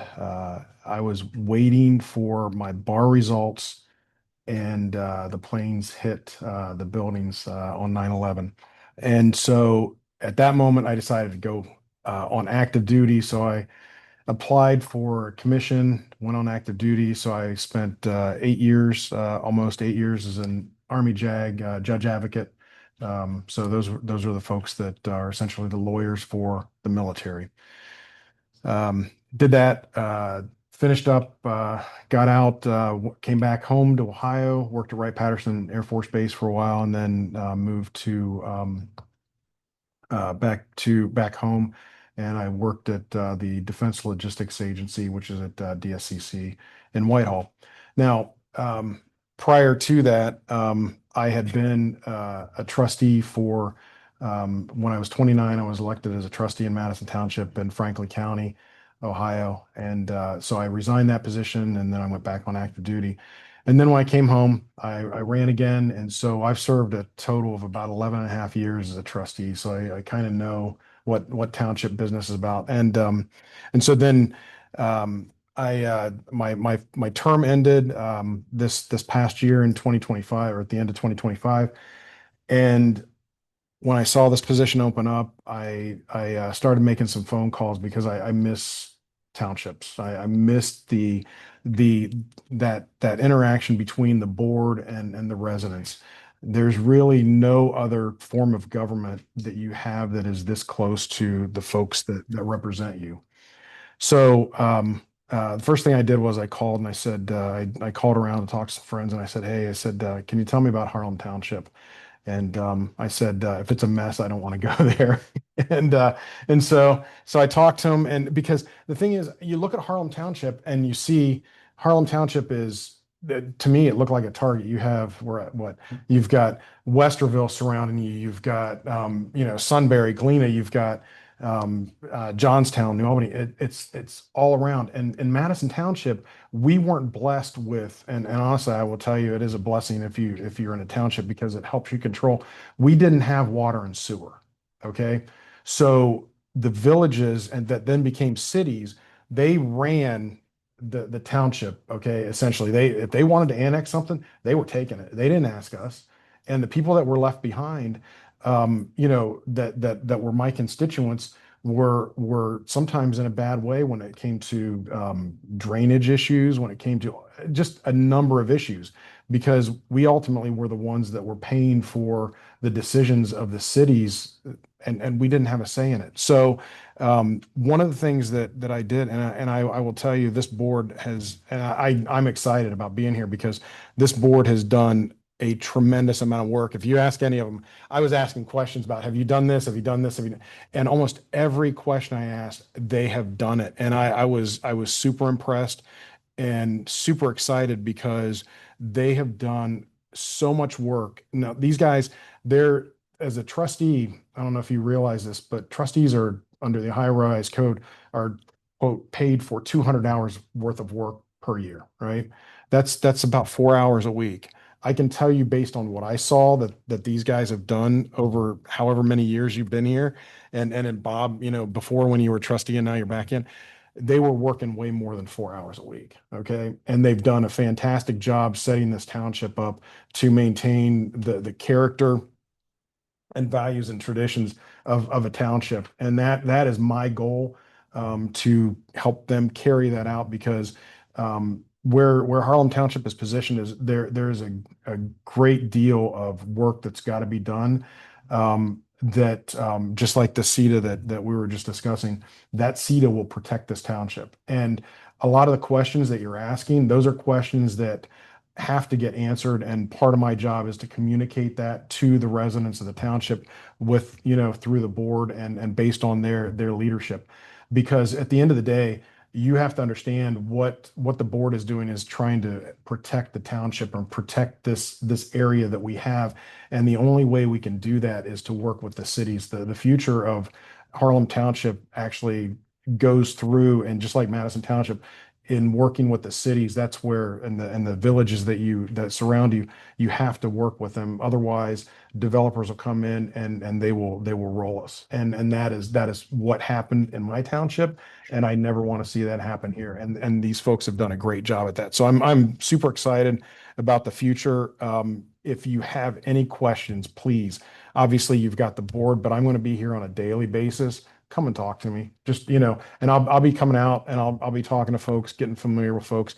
And the idea is to make sure that you have all your questions answered, because ultimately, you're the ones that pay the bills here. As for me, personally, I'll just tell you things I like to do is, and you'll probably hear about it more than anything, is fishing and growing giant pumpkins. So I grow, I don't know if anybody's ever been to Circleville. I grow giant pumpkins, okay, like 2,000-pound pumpkins. So, maybe at some point later on in the future, I'll have a little plot back here if the trustees allow me. And you might see a big orange globe, growing some fall, and we'll carve it. And what's that? Yeah, we'll get rid of those too. But anyway, that's me. I'm excited about being here. I cannot wait to get started on the 27th. And at some point, I'll have an email, I have a phone number. If you have any questions for it, you can ask them. Unless if you guys are okay with that. Yeah, I mean, I would reiterate, John hasn't officially even started the position yet. He starts on the 27th, so he's not really going to know the finer tunings of township business as of yet. But he is throwing himself to the firing line at this point. Can you tell us a little bit about your family? Oh, my family. Yes, I have. Okay, so I have a son that just turned 30. I have a daughter who is 27. We adopted her when I was on active duty. She is from originally from Honduras, and long story, but her family just left her in Virginia where I was stationed, and so she became part of our family and has now graduated from a high university with a master's degree. So she's doing pretty good. My son does sales. He's doing really well. And then I have a daughter I have two stepsons, and then I have a daughter that came along late in life, and she's 11 years old. She'll be 12 in October, and she's a dancer. So we have a great time. We spend a lot of time with kids, going around sporting events and dance, and that's pretty much my life. And I think, Holly will probably see me driving around because I live about 10 minutes from you. So yeah, yep. So yep. So Go Bobcats, right, Bob? go Bobcats, that's right. So anyway, so yeah, that's me. Any questions? Not, I will see. Well, We're only having him work 30 hours until he officially. No. Yeah. You got to see the list of things I've already got, right? It's Volunteering. Yeah. Exactly. We had a This is sign. volunteer work. That's right. That is absolutely right. So yeah, Well, I'm very excited. John, we're happy to have you. As mentioned, we'll do some we'll pass by resolution your hiring here in just a few. And then we're going to do a special meeting next week for John and his family for the swearing in. So that will be after the aforementioned meeting next And week. I do appreciate that. That was my family. Not all of them could be here. tonight. So it's I thank the board for allowing me to do that so that I can have him here when I am official. So We're happy to meet him. So thank you very much. Thanks, Sean. Thanks. I promise we did not incentivize Mr. Pritchard for all of his kind comments about the board, but they are appreciated. All right, Mr. Trainer. Some bullet points. I did have a final discussion with Angela Kreil about the voter education initiative. It's my understanding, based on our previous discussion, that we would probably put that off until 2027. That's correct. And that she would then submit for our 27 budget a proposal to have that voter education process in 2027. So I communicated that to her, and I just wanted to close the loop. I can give on you that. just a quick update just to reaffirm that. On Friday afternoon, I received, this is regarding home rule. And the question was whether we would have everything in place to put it on this November's ballot and educate the public in terms of what home rule is. Basically, you have to have agreements. I'm going to make it short with a policing agency and a law, either law firm, law director, or work with prosecutor's office. There were some, it's never been done, and there has never been a limited home rule township in Delaware County. So it was new to everyone there. And it came down to us having to negotiate with the sheriff's department and the prosecutor's office for services. The sheriff's department works with the same assistant prosecutor we work with, so they had to recuse themselves from any negotiations.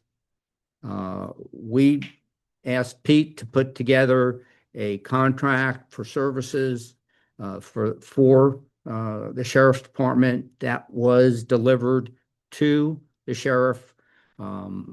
They have to get outside counsel since they're not allowed to use their own prosecutor. That requires the county commissioner's approval.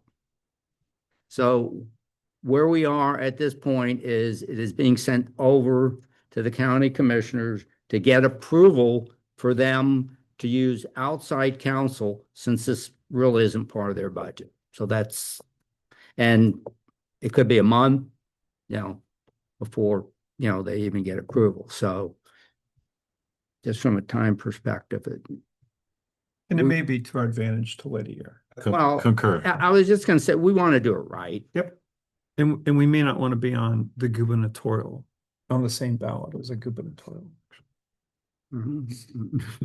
Okay, second bullet point. We recognize that one of our key partners in this development process is Big Walnut Schools. And so we had a meeting. I met with Scott Gooding, who is their treasurer, and Ryan McLean, the superintendent, a couple of weeks ago. And the purpose of that meeting was to update them on what we're doing as a township. And so, for example, the CETA in the northwest corner, the CETA potentially in the southeast corner, and the impact on Big Walnut Schools. And I gave them basically 4 commitments. One, that when we have any TIF policy, that we would hold the school whole by default. Secondly, that they would have early notice and a seat at the table. That is, that we would talk with them on any statute that requires TIF, CRA, NCA, or JED affecting district territory while the terms are being negotiated. I think clearly we probably need to be sure that we're doing a good job with that. I'll leave it there. Transparency, the treasurer can audit, was number 3. That is, when we do receive TIF funds annual reconciliation of pilot collections and school reconciliation provided line by line to the district treasurer, that we will be transparent with the school district. And finally, that there will be standing communication, recurring trustee district leadership meetings, so no development surprises either party. And so we came out of that meeting and we scheduled our next meeting 6 months from now. And this was my second meeting with them, so there's a third, and we'll just make this a regular part of our relationship. Okay. Thirdly, I just wanted to say, remind you that during our last meeting, Pete submitted an NCA document to us with language for our perusal, that he then is committed to doing some detail work on that NCA agreement. And then I think, Pete, you're bringing that back to us in August or September for our approval. Final review. Okay. Correct. So just so everybody knows where we are in that process. So if you have comments based upon what I've given you, please let me know as we're finalizing that document. When will we have the exhibits? That I will figure out what board meeting in September, and I'll give you plenty of time to review the finalization of it. Great. One other question. It indicated that there were approximately 10 acres that were going to be included in the NCA. Yeah, that's just a placeholder. Okay, okay. So, essentially, one of the exhibits is the legal description for this area. The Here. property. And that'll be the, I mean, the park, will that, you can use the park too. I mean, will cemetery, I mean, I don't, And, yeah, I mean, typically we use this building. okay, Typically it's where we conduct our business. And 1.5 acres. once again, thank you. We exempt ourselves from any charges. It's good to be the government. So the millage won't apply to us. So, but that's good to know. But yeah, that's one of the things that we have to include in the exhibit, and we'll update the rest of the document. Fourthly, tomorrow we will have another meeting with Columbus and New Albany in our seated discussion. Both Holly and Pete will be a part of that meeting. Between the last seated conversation and tomorrow's, I did have opportunity to engage Brian Clark at Columbus and Joe Stefanoff in New Albany in discussion about a couple of things. One,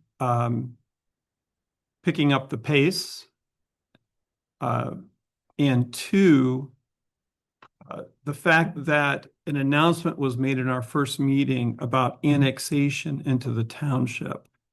And my question was, why was that announced and not discussed? Both entities agreed that we should revisit this discussion. And so tomorrow that will be very high on our agenda. Also, the township is going to take the lead on the agenda for that discussion. And so Pete has created that agenda, and we will be taking the initiative in the conversation.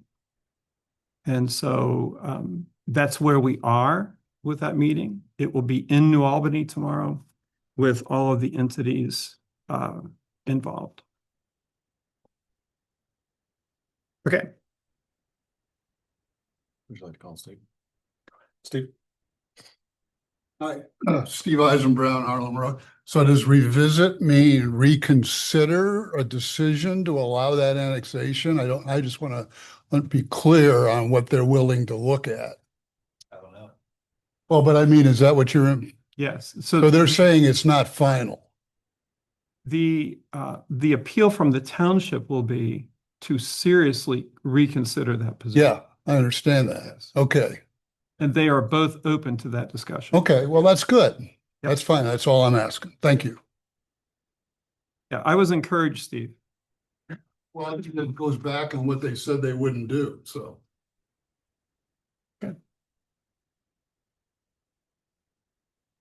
you want to call up Jason? Yes.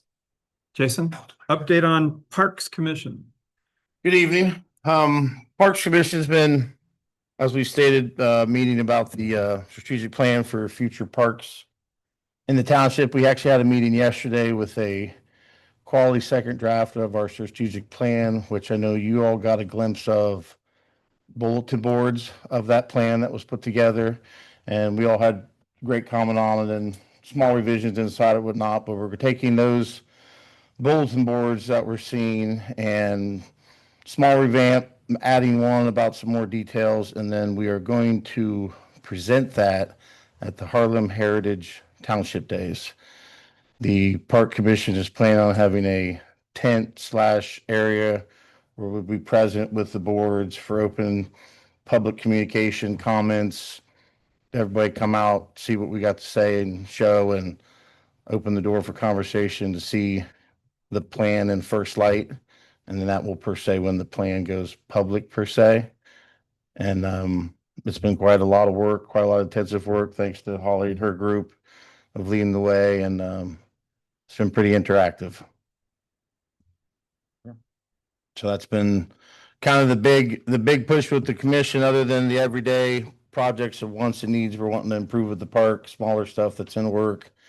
To piggyback on that, to bring up the water concerns with the commission, I reached out to Cold Water Consultation LLC, which is actually based out of Galena, local resident on Harlem Road that owns and operates that engineering consulting firm that deals with water. And we met with them, myself, John, and a member of the commission 2 weeks ago discussing our water concern and is there anything in any way to assist with what we can do with the watershed issue we're obtaining with the park and the area and the parking lot and everything else that happens. And they are actually going to come to the August board meeting to present a concept or multiple concepts on how we can try to remedy, if not help, deal with this water issue, but also speaking loudly that we still need to look heavily at the county ditch petition, because that is ultimately the draining mechanism of the watershed. And what they proposed briefly was looking into possibly a wetland mitigation, kind of slow the water down over here to the east before it gets across the street. But ultimately, it all ends up across the street subsurface, and that ditch petition will then keep it going past and under the park per se. So with their advice, coming up with plans, which speaking with them briefly, and they haven't got much concept yet, that's the big push over here. But part of their process is also going to come up with a cost estimate for an Ohio EPA approved 9-element plan, which puts us into a grant status, which then could possibly pay for, if not most, the majority of that project through many entities. And they will also help with writing the grant and securing it if that's the route we choose to go. And that also involves Franklin Soil and Water, ODNR, Ohio H2O, all the big entities that they deal with hand in hand. But then they also will work on a grant application through another leg of the EPA that could possibly max out to $350,000 worth of improvements. But they're going to bring all that next meeting for a presentation to think what we might do to help all this situation out, to help relieve the surface water, the sub drainage, to keep the flooding limited at the park, but also agreeing that the park itself has its own issues of water drainage, which is why the playground goes underwater, and also maybe exploring some better avenues with that, which is a direct effect to the ditch petition to drain that off. So it's all kind of working together. And piggyback on, I talked with Brett with Delaware Soil Water again, who was very pleased we had reached out to a consulting firm to assist with this, but he's willing and wanting to see what they come up with, because they have also offered now that comes slow season, they're willing to do some legwork to see how we can do with some surface drainage over here to keep our floodings down. So kind of what consulting group will offer, what they offer. My goal is to hopefully get everybody together in a room and see what we can work out in the long term. But the consulting group's looking at probably 2 to 3 year process because of the grant writing and fundings. Because they don't even open back up till next year. And as we know, the ditch petition's a 4 to 6 year process. So per their advice, they still go with the ditch petition. Per the county's advice, they still go with the ditch petition. So we wanted to bring a resolution today to have that process move forward, but there's certain language that has to be in there that I got through Brett that he advised to have that resolution brought in August. So then we could start the official process of submitting that ditch petition because it takes signees and funding and whatnots. So it's been quite a leg around, but I think we're getting somewhere. Yeah. Okay. Thanks, Jason, and thanks for reaching out to that consulting company, and that it's a local company right on Galena School. Well, I thought it'd be great with that because she lives on Harlem Road. I mean, Yeah. they know how much rain we got in June, not somebody in Pickerington, that doesn't have local concerns. And she came and she walked the park with Ed and myself and had great conversations. So I think I'm very positive with them. I think it'll be good long for them to be involved and get them also involved with the county and hopefully long term we can resolve all this. And just for our residents, I think when you see the work that the Parks Commission has done in concert with Crossroads and Preservation Parks and the placards that are going to show the strategic plan for the parks, there's some remarkable work that's been accomplished and some real vision. And we hope that that as the years roll on, that we're able to execute this plan in time. It's been great work. Thanks. It's been entertaining. You're welcome. Appreciate it. Holly, is it Kelsey on your team that's been putting that together? Molly is Oh. the one who was really taking lead. She is unfortunately leaving us. So Kelsey will be the main lead on that going forward from here, and then I'll be helping out. Sure. Good stuff. Yeah. Go for it. Just real quickly, the sewer update, and Bob can chime in here too, but the county has stopped at a 30% design hold. And until they really have more concrete alignment with developers, that's where it's going to sit. And so are developers talking to the county? Yes. But this process is going to take time. And it's probably, each month it's going to be a month later. That all works in the township's favor. That we just get more time to plan well. So that's a good thing. Yeah, they've basically done the initial preliminary engineering study and they're done at this point. At that point, later, after that, they have to do a final engineering study. Then they have to put a bid together and put it out to bid wherever it's going to be. So it's going to be a substantial amount of time. On another issue with the sewer, I spoke to Ohio EPA again this week in terms of the trailer park because their permit actually expired in June. But they are working with them to renew that permit at this point to keep them compliant. So. Is Lindsay online? Okay. Steve's here. Steve, can you provide any insight onto the work that Jake O'D is doing for the township? I haven't been involved with that at all. Okay. Did you guys talk about it at all? Lindsay said she was going to come back to you guys and give you an update, but Okay. it was not a discussion last night. Okay. No problem. Thank you. Yep. Finally, for me, we had a conversation, we being the employees of the township, as we talked about our new brand and the desire for apparel for our trustees to wear. That is, not our trustees, our employees, while they're on the job. And Ashley was good enough to provide an example of what this might look like. We have a vendor in the township that I think the fire department has worked with in the past.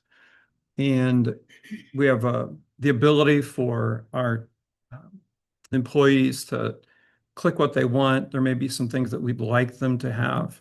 Obviously, this costs money. I think, Ashley, as we approximated, it was about, do you remember the figure? About 5,000 About 500 a person. per person. Yeah. Yeah, per person. It was a little higher for maintenance because they have to get the like winter gear and stuff like that. Right. And so I think, Lisa, my question is, do we have the ability to pull a trigger on allowing our employees to order clothing? Are you doing 500 each? We had established, I wish Mike was here. I think it was 500 per employee and 750 for maintenance. We had started at 300, then we started looking at the price of just a nice polo and not, something crappy that's gonna fall apart and fade. And they were easily $50 to $60 a piece. Yeah, and So we realized that 300 would get like 3 or 4 shirts, and that was not gonna be enough for, the full-time employees and the guys that are out on the roads tearing their stuff up, so. yeah, and I don't want to get into the details of all of that tonight. Yeah. Well, for each department, yes. I can't speak for fire, but for zoning, Yeah. Because we weren't trustees, included. us, They have their They uniform. have their stuff. Fancy clothes. So we were just talking about yes, our employees, 500 per regular employee to include the new administrator Correct. and 750 for the maintenance department. correct. Are we able to pull a trigger Yes. on that? Yeah, we talked about this We like did. 2 weeks ago, and I said, did. yep, absolutely. Okay. Is a resolution required to accomplish that? I would, because you're limiting $500 per employee. Okay. So is it possible for me then to make a resolution that we provide each township employee with an allowance for $500 for uniform apparel and maintenance 750 per employee? But that we have some discernment on what the selections are. Yeah. We're going to limit that, and we'll provide an email that allows them to make choices within parameters, etc. I think maintenance should be separate because, Resolution? yes, I don't think you should. Okay. Because 750 is not going to get these guys reflective and heavy winter coats and bibs and overall, whatever they need. Do you think it should It's not going to go far for people that's inside, that works outside. That 750 is going to be gone like that. Honestly. Well, that might.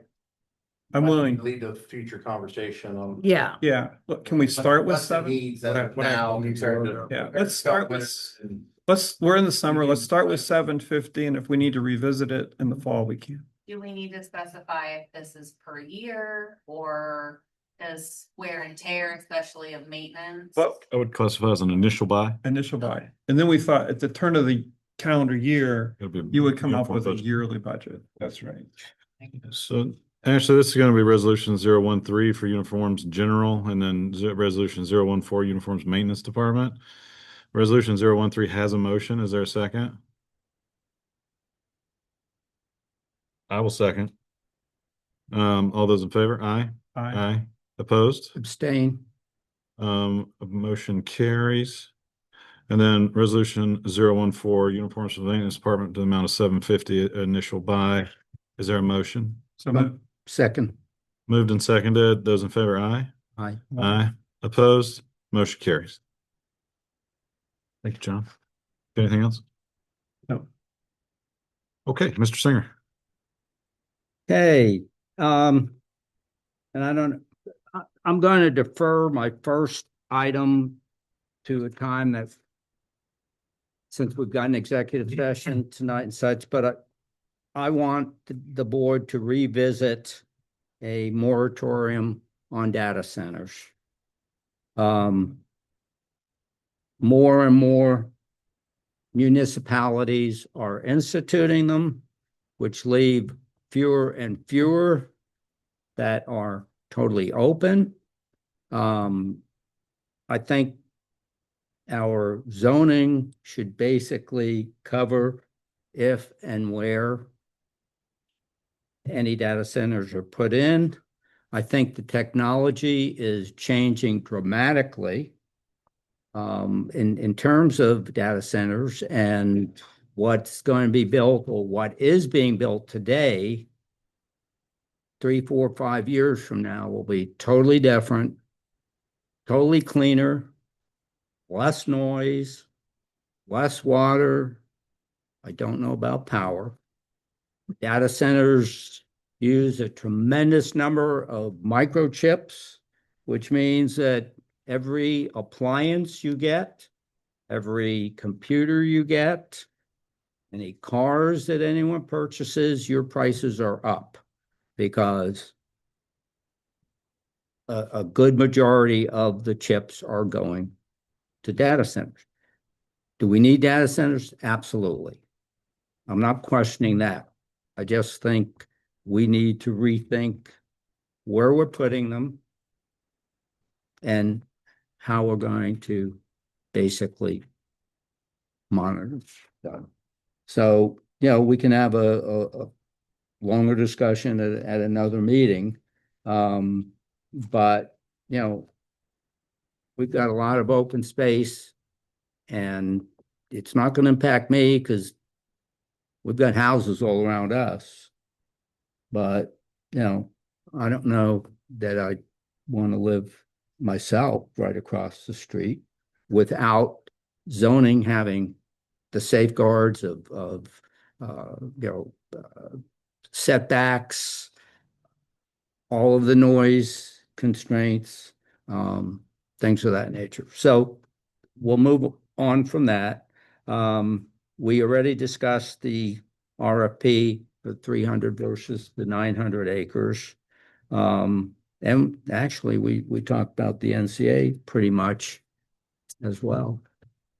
I think that's all mine. Okay. Two more resolutions on the regular agenda here. 009. Approval of resolution appointing John Pritchard as Township Administrator. I would ask for a motion to approve the resolution of appointing John Pritchard as Township Administrator and approving the employment agreement, fixing the administrator's salary and compensation as set forth therein and authorizing execution of the agreement. I will add to that the full resolution language would be attached to the package within the minutes, as well as the employment agreement after execution. So moved. Second. Moved and seconded. Those in favor, aye. Aye. Aye. Opposed? Motion carries. As mentioned, we will have a swearing-in ceremony for that on 7/22, commencing at 5:00 p.m.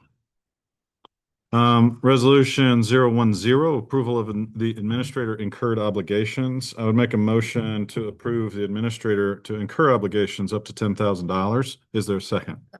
Oh, Can we yes, have a ma'am. little discussion about this? What's Sure. this mean?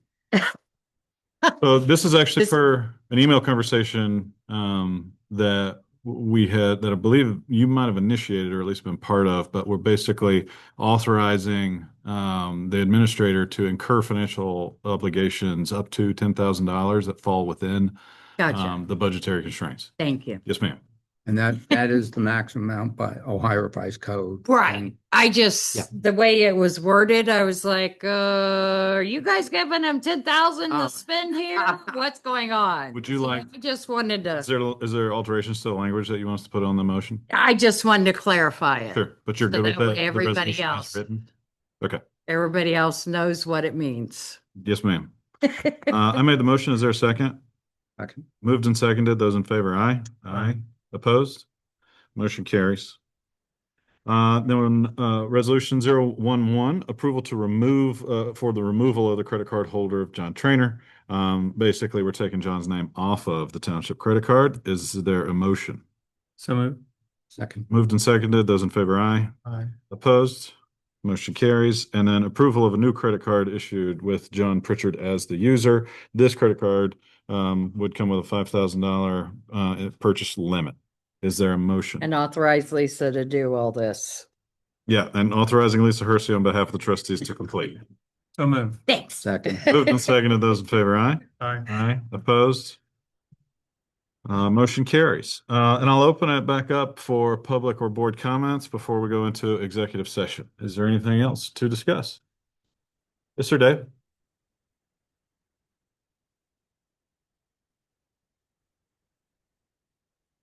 This is where you preface it with, it's going to be short.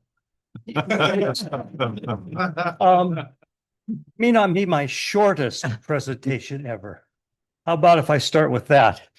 That's I'm Dave Snyder. I work a lot with the Township Fund, America 250, getting events thought up, put in place, and carried out, all this sort of good stuff. It's fun stuff. We've been really busy this summer. We've had events dealing with caring for cemeteries, events that focus on helping people learn how to collect, write, record, and archive stories they have of their families, so that 6 generations from now, when we're celebrating America 500, we will have stories that date back for 9 or 12 generations for people. It's been we have now a group formed, a subcommittee that's working on this.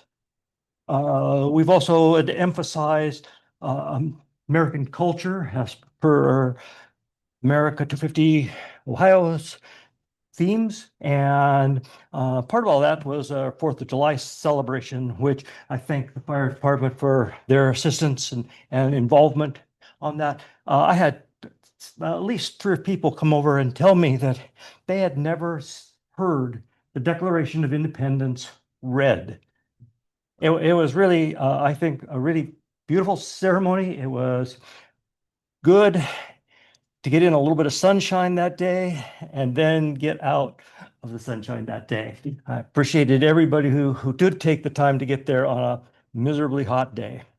We are currently working on events that focus on the importance of agriculture as part of the culture here in Harlem Township, Central Ohio, all around. It's not that we are different than other people. It's just that we're different than other people. And important in all of this, we've tried to emphasize every single time, is that we want to bring kids into all of this. Yeah, kids like fireworks, and I liked fireworks. I still do. All of this, that's easy things. But understanding really the meaning of America at 250, I think, understanding in the great breadth, the magnificence, the strength of culture here. That's important. And we are working hard to involve kids on this. And the next event coming up, I want everybody to write this down, is this Saturday. We have a girls softball team here in Harlem Township, Sizzle. And they've got 10s, 11s, and 12s. We're having a 12 and under all-star. It's a friendly game on this. And we're going to really put spotlights on players that worked for the last year developing skills as they've grown older. And we're going to have some fun with this. You're all invited to come out to it. It's on Saturday. It's at the community park, baseball diamond. It's 12 and unders. It's going to have a all-star fast pitch game. It's going to have a home run derby after the game out there. And it starts at 4 p.m., runs through 7 p.m. on Saturday, July 18th. And following that, the next event coming up right on its heels, we are going to be working with Harlem Township Heritage in presenting our Harlem Township Days festival to just really focus on life, people, events here in Harlem Township. So please put it on your calendar. It's Saturday, August 15th from 11 to 5. And we will have displays, and we will have a lot of vendors. We have a lot of activities going on around there, and there probably will be also food, and we will have drinks, of course, water drinks. So are there any questions about any of this? Okay. We're good to go. And Mr. Fisher, just so Thank you. that you have that. Okay. Remember the Saturday. All right. Thank you. Appreciate it. All right. It's a Thank you. family event. Lindsay did. Do you want to get update from Lindsay real quick? Hey, Lindsay. Hi, all. My apologies. I am traveling today and I thought I was going to be home around 7 to attend this meeting, but I'm home now and I'm jumping on. Hey, thank you. I just wondered, I had a bullet point on the agenda, just a little update on what Jake has been doing for the township. And if you have things you wanted to talk about regarding the comm group, that would be helpful as well. Yeah, absolutely. So with our intern Jake, we created a shared document for him per his request that had a list of responsibilities each week, kind of broken up week by week. And I've recently added a new week because this past week was the last one in the first batch. And our instructions were in the document included both things that could be helpful for communications as well as things that could be helpful for Ashley, like updating the website when appropriate, things like that. And our instructions were to cross them off as he completes them. And unfortunately, I've looked recently and I haven't seen a lot crossed off. And so I've had to reach out to him and ask, does this mean that you haven't been able to work on any of this stuff? Or have you worked on it and you have not crossed it off? And I'm just waiting on a response. So that's my answer to the first question. We kind of laid out items every week for him to do, but I don't quite have evidence at the moment for this meeting that he's actually accomplished the things. My hope is that he just hasn't crossed them off and he has done them. It's things like updating all of our social media templates to the new branding, writing posts for the calendar, making updates to the website, things like that. So do you have any questions on that before I give a comm group update? No, if you don't get a response from him, if you would just let us know so that we might follow up. Thank you. Yeah, absolutely. And then for our comm group, we just had our July meeting last night. We took June off because we had a lot of scheduling conflicts, so we didn't have anything really imminent. We had a great discussion last night. We're pretty much business as usual, and a lot of our discussion last night revolved around how to make sure that we're better communicating things to the township that aren't necessarily like fun events, because we have a really good handle on that. We have a good cadence on that. And we came up with some great ideas on how to share post trustee meeting in our monthly email with some timestamps of the YouTube video. Hey, township residents, you should pay attention to these items. These were talked about during the trustee meeting. Just kind of a way to touch base with people with other things that are going on and making sure that we're putting our best foot forward of sharing everything that's going on that aren't just the fun community events. In terms of the next township email blast, that should be the last week of July, which I believe is July 28th, approximately this year. And then in terms of the next printed newsletter, we're looking at getting it printed in September, early September. And then that would leave us with a final one for the year around December, which could be a good opportunity for like a year-end review in the township. We talked about whether it should be August or September because both of those months worked with our cadence. But August, we thought if there's any pertinent information that usually happens around election time, August might be a little too early for people to pay attention. So we're going to go ahead and make sure the next one's printed in September. And it still ultimately ends up being like a quarterly thing that way. And I think that's about all we have going on. And I think Steve Eisenbraun was going to attend. So if Steve, I defer to you if I've missed anything. And again, I apologize I'm not there. I'm like literally driving right now as I'm talking to you. So glad I could at least catch the end of it and talk to you guys tonight. Thanks, Lindsay. I would imagine in August, we'll have a big above the fold, full color spread on our new township administrator. Wonderful, wonderful. That's Okay. great. So that would be September then. Like we'll have it, we'll be working on it in August. We'll do all of our information gathering and then people should get it in their mailboxes in the month of September. Thank you so much. Absolutely. Anything else? That's not a bad idea. I think that's good, Lindsay. Thank you. Thank you. All right. Any further discussion, public comment? Oh, hey, Johnny.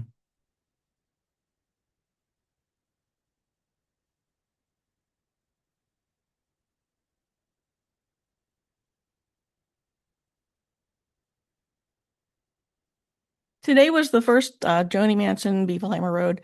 Today was the first that I had heard that the Parks Commission wanted space at HTH. We need to know how much space you need. I've already started the layout for the several dozen groups that have already signed up. So I need to know space needed. It would not be difficult to, a normal space is 15 by 15. It would not be difficult to put several of those added in. If your new employee would like to have a booth and explain what he's doing and introduce himself to folks, that'd be fine. If communications wants to have a booth and, you know, display information that they do, that's fine. The Parks Commission seems to want a much larger area, and that will be more difficult to place. We have some things that we can't move because they need electricity or water. We have some animal groups that need shade. So basically, I just need to know pretty quickly the space you need, and then we'll figure out where to put you. We just decided yesterday and I was. Yeah. Talk to you And we, tonight. like I said, we can still take in some more smaller booths. If the trustees would like to have a booth and talk about, you know, economic development stuff that you're working on, that's fine. Like I said, a 15 by 15 space holds a canopy pretty well and a table and a few chairs. People can come by and talk to you. So just, but you have to let us know ahead of time because we are working on the layout now. Great. Thank you. Okay, one last call. Public comment, further discussion? At this time, I would make a motion that the board moves into executive session at 8:42 PM to consider the employment, dismissal, discipline, promotion, demotion, or compensation of a public employee or official, or the investigation of charges or complaints against a public employee, official licensee, or regulated individual, unless the employee, official licensee, or regulated individual requests a public hearing by Division G1 of Section 121-22. I would also invite into the executive session John Pritchard. Is there a second? Second. Moved and seconded. Roll call, please, Ashley. Aye. Aye. Aye. We are in executive session. The what? The light bubble? Yeah, exactly.